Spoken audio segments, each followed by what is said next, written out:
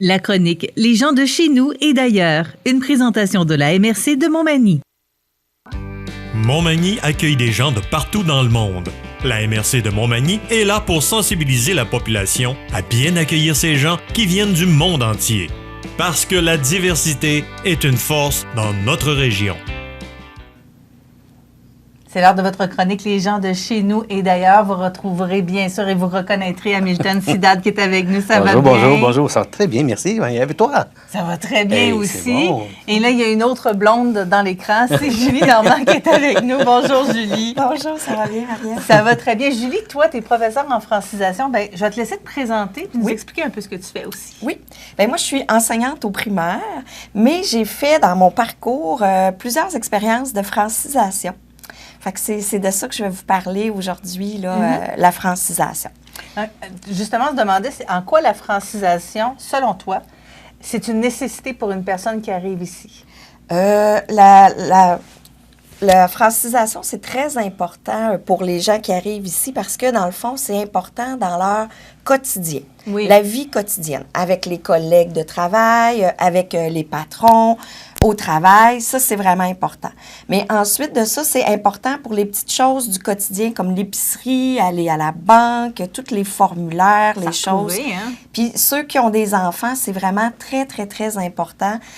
Toutes les communications avec l'école, comprendre les devoirs, accompagner nos enfants dans les devoirs, les communications avec l'école, répondre aux courriels, tout ça. Fait que c'est vraiment là, important de... Très important ça. Moi, d'ailleurs, j'étais francisé.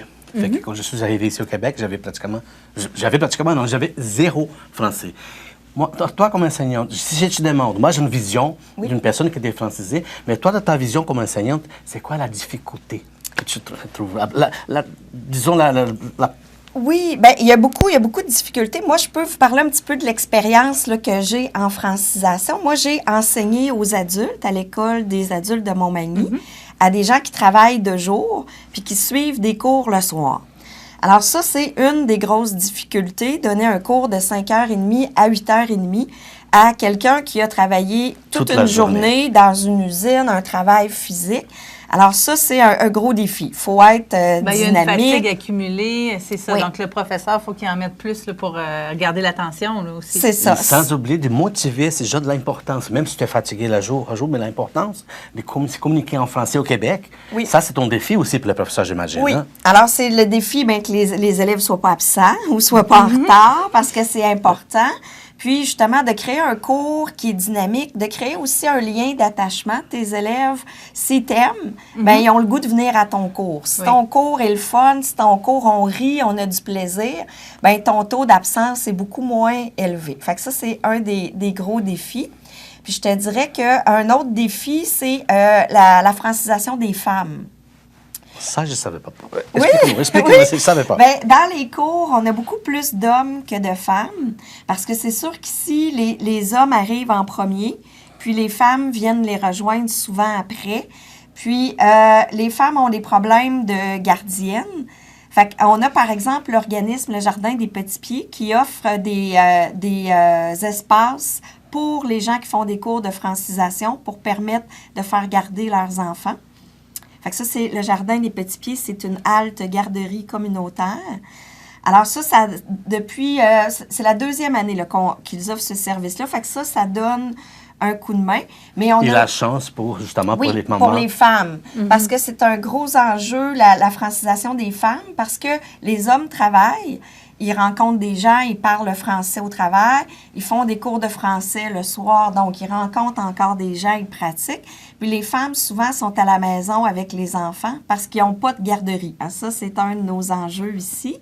Alors, les femmes sortent moins, pratiquent moins le français, puis s'inscrivent moins aux cours de français pour ces raisons-là. Pourtant, ils en ont tout autant besoin parce que justement, s'ils veulent aller faire les courses, aller à l'épicerie et tout ça, Puis faut même absolument encore comprendre. plus pour briser l'isolement. Ah oui.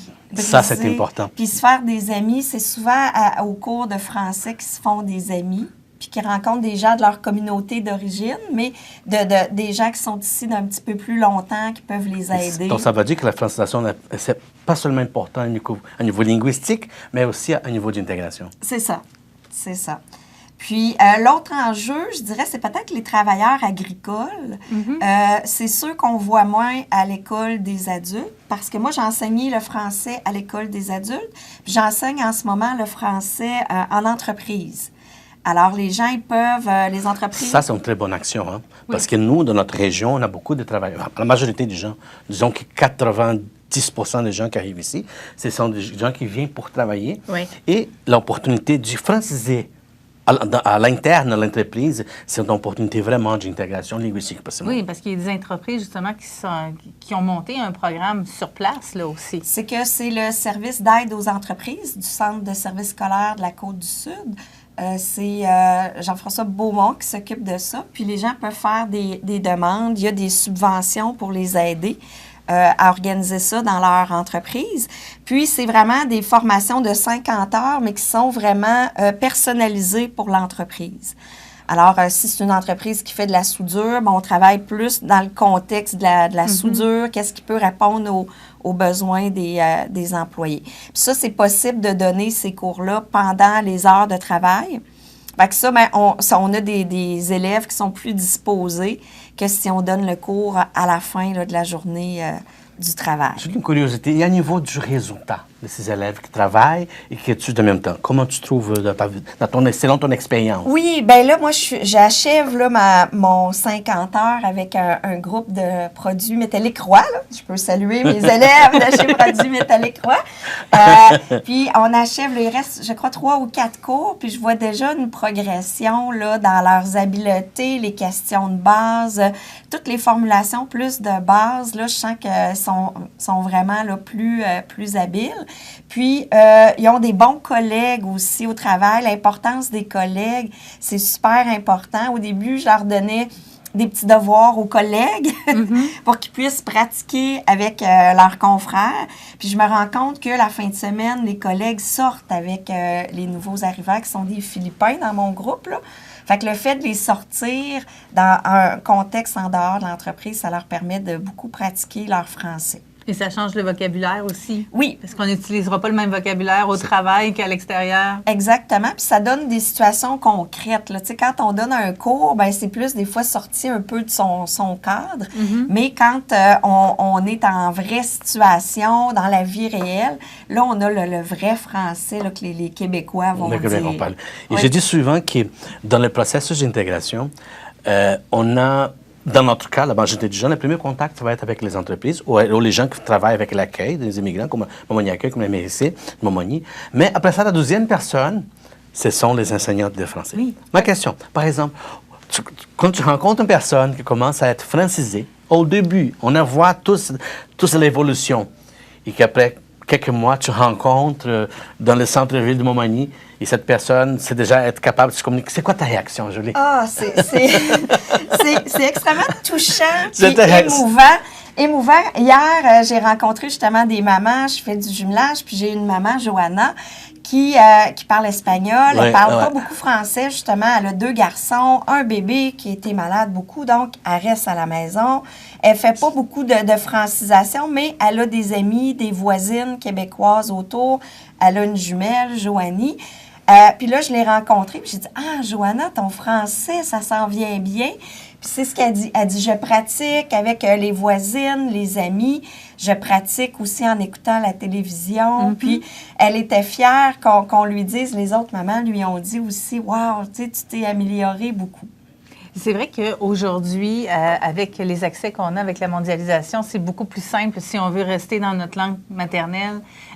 Donc, si on parle espagnol, on a accès à la télévision espagnole, on a accès à tout. Internet, donc, tout ça. Ouais. Exactement. Donc, si on ne veut pas se donner la peine, on ne l'apprendra pas. Il faut vraiment accepter de s'immerger aussi. Donc, un immigrant qui arrive ici, tu lui donnerais quel conseil, justement, quelqu'un qui ne parle pas français présentement? Bien, c'est vraiment le premier conseil, c'est de s'inscrire à des cours de français. Fait que ici, on a l'école des C'est très des accessible, adultes. l'inscription. C'est Oui. facile à s'inscrire. Oui, Fait que si, c'est en si ligne. un immigrant me dit à moi, écoute, M. Milton, j'ai pas eu d'accès.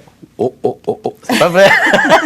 On a beaucoup d'accès pour le cours de francisation. C'est justement s'inscrire. Si vous avez la difficulté, c'est juste qu'aller à notre bureau du côté Montmagny Accueil, que nous sommes là pour t'appuyer, pour faire tout le processus d'inscription. Oui, puis en ligne, c'est très facile sur le site du Centre de services scolaires. Juste taper francisation Montmagny, puis on arrive là, pratiquement instantanément à la page d'inscription. Les élèves peuvent s'inscrire en tout temps. Il n'y a pas des dates là, de session, c'est vraiment en tout temps que les élèves peuvent s'inscrire. Fait que ça, c'est facilitant parce qu'on a des arrivants qui arrivent toute l'année. Toute l'année. Puis il y a aussi une session d'été, là, d'habitude de juin à juillet, là, à peu près. Puis après, ça recommence en septembre. Fait que première chose, ce serait ça. Sinon, au niveau du travail, on peut en parler aussi à notre employeur parce que, comme je vous dis, il y a le service d'aide aux employés avec Marc-André Beaumont. Puis ça peut être facilitant. Puis aussi, on a parlé tantôt des travailleurs agricoles. Je sais que c'est une des places où j'ai pas enseigné le français, mais je sais qu'il y a aussi des ateliers qui se donnent pour eux aussi, là, l'été, pour leur donner une petite base. Là, parce qu'eux, ils travaillent plusieurs heures là, dans le domaine des... Ils travaillent très fort, hein? On plusieurs comprend sa situation. heures. Fait qu'eux, sont plus difficiles là, à franciser. Mais de faire des demandes, s'inscrire. Puis ensuite de ça, ben, c'est d'intégrer la communauté, de se faire des Et on amis. sait que le côté linguistique, c'est vraiment les liens. C'est pour ça que je répète, je vous répéter encore, pour les gens qui viennent d'arriver, qui ne parlent pas encore français, c'est vraiment important. Et on a justement des écoles pour donner cette formation. Je lis d'une enseignante en français. Reforce encore ma question. Mais c'est pas pour demain, c'est aujourd'hui. Oui. C'est aujourd'hui, parce qu'après ça, tout va faciliter. Donc, il y a des gens qui hésitent encore à apprendre le français. Mais excuse, comme immigrant, je dirais, allez-y. Julie, j'aurais une question pour toi.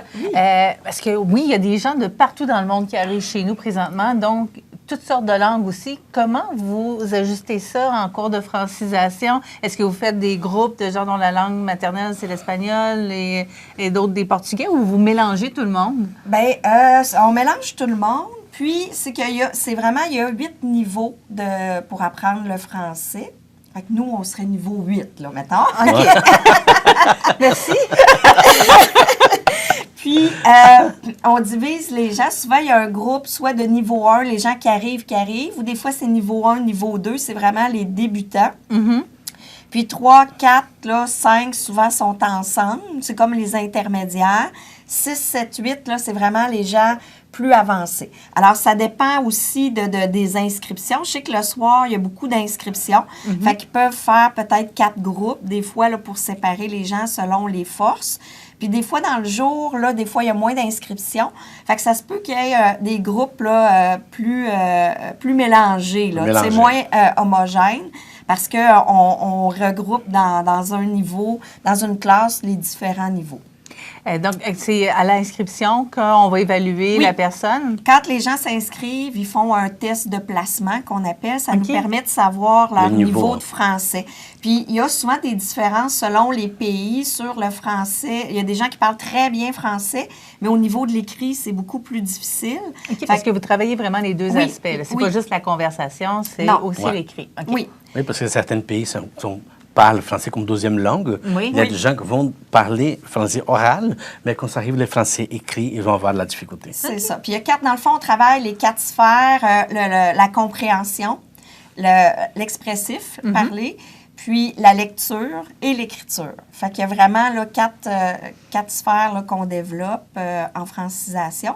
Fait qu'on va classer les gens selon les résultats là, de ce test-là. Il y a une entrevue avec des questions, puis il y a aussi un test écrit. Là. Fait que ça nous permet de situer la personne.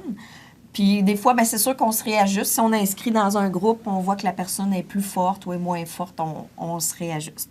Puis les gens passent là, des examens qui permettent là, de mettre leur niveau de français pour le MIFI, Ça leur permet là, de pouvoir faire leur processus là, pour la résidence puis la citoyenneté. Bien, merci beaucoup, Julie Normand, de nous avoir précisé qu'est-ce que c'est la francisation, comment ça fonctionne dans la région. Hamilton, Oui. c'est notre dernière chronique pour C'est le moment. oui, pour le moment. Bien, je vous souhaite une belle période estivale. Merci beaucoup. Avec le beau soleil, hein, ça va faire du bien. Ouais, N'oubliez pas, on hein, revient, on revient. on revient. Et si vous croisez Hamilton, il faut aller lui dire bonjour, hein, parce qu'il aime Je dis il aime le monde. toujours dans les écoles, la base, c'est toujours un bon bonjour. Quand Oui, les un élèves beau sourire. rencontrent les gens qui viennent de Oui. d'autres pays, je dis, c'est toujours la base, c'est un bon bonjour et un bon sourire. Alors, c'était votre chronique Les gens de chez nous et d'ailleurs pour cette semaine. La chronique Les gens de chez nous et d'ailleurs, une présentation de la MRC de Montmagny.